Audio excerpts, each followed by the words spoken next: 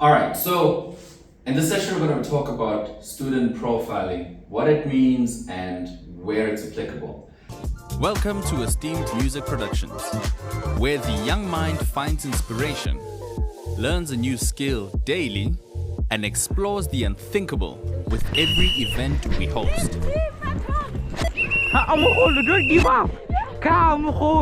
We are in 2025, a fresh opportunity for expansion just for you. Our ever-growing activities are taking a higher level in 2025, and we would love to have you on board. Please welcome them on the stage.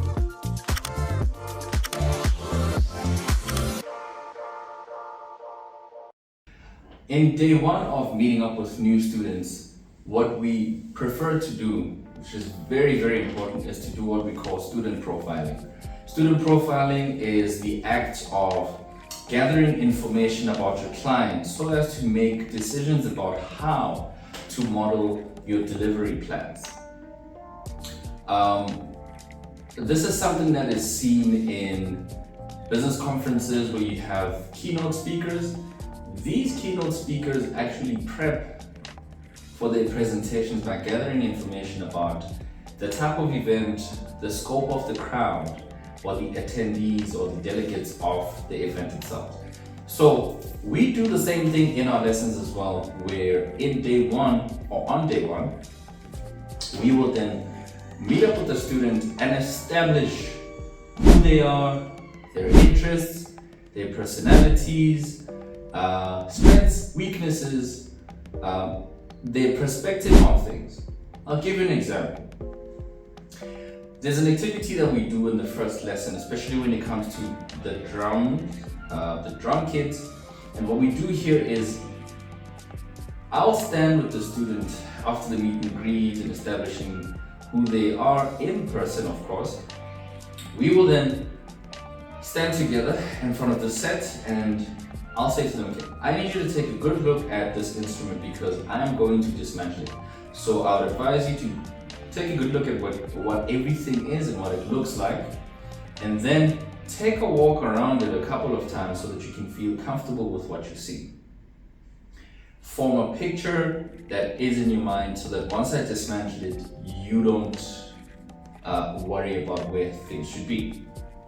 All right, and in so doing also, I'm establishing room for me to assess the kind of memory they have, the strength of their memory, number one. Number two, it helps me to assess the strength of their character in terms of how well they manage anxiety, how well they manage stress, and how well they manage working with time constraints. What happens here is as soon as I put the drum set, I pick it apart and I place all the different pieces around the room. I'll put a 5-minute timer on and I'll say to them, I need you to put it back to where I had placed it, but in the exact position that you saw it in. And then I'll play some nice chill hop music, just so we get a nice ambience in the room. And then from there, they'll start cracking. Putting the pieces together and all of that. And what I often assess in the sessions is that some of the students do it with anxiety because they worry that they're going to forget where everything should be placed. While others might see it as, oh nice, okay, I get to see how strong my memory is, my photographic memory. Others see it as, oh my gosh, I'm not gonna make it in 5 minutes. While others are like, okay, let's see what I can do in 5 minutes. So you get to establish the character traits and the personalities they have. Others see the time constraints as an opportunity, while others see it as a threat. Why is this relevant information? If I'm sitting in a session with them and we're doing actual work, where I'm teaching them concepts around the drum set, teaching them concepts that relate to the music in general when they're sitting on the drum set, some of the information might feel like threat or threats to them because they don't feel like they're adequate enough to deliver. And so if I establish that in day one, I'm able to model our sessions to reinforce their abilities to actually conquer what they feel is a fear or a threat.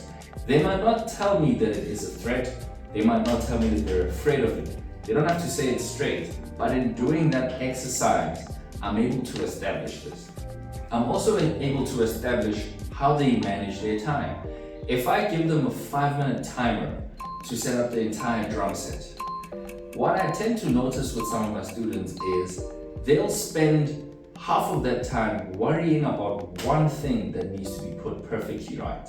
So for instance, if this item over here, what we call a tom, is not sitting the way they thought it should sit based on the picture they had in their mind when they were walking around and looking, some of them will literally sit and try and just put this thing in the most perfect and pristine position. Until then, they will not move on to anything else. This is a hindrance because it means they've got a perfectionist mentality. And that means nothing is going to be done until that's done. That can cause delays in learning other things that we need to learn in our lessons. So I'm able to model our learning path in our one-on-one lessons in such a way that I always cause them to move on. So we break the perfection mentality. We're like, it's fine, let's move on. It's okay, we'll fix it, let's move on. It's okay, it's there, it works, let's move on. Because there is a difference between something being functional and something being in a position of optimal function. You don't always need to achieve optimal function in order to get started with working. And so this is just something that they get to learn in our sessions as well.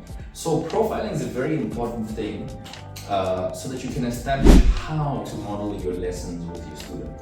I encourage music teachers to get into this kind of habit of just when you meet your students for the first time, create and design activities that allow you to be able to discover their personality traits, to discover the strengths and weaknesses of their character, and for you to also then be able to put a structure together on how you are going to model your sessions.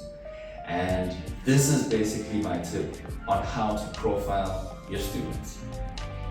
I'll catch you in the next episode. Cheers.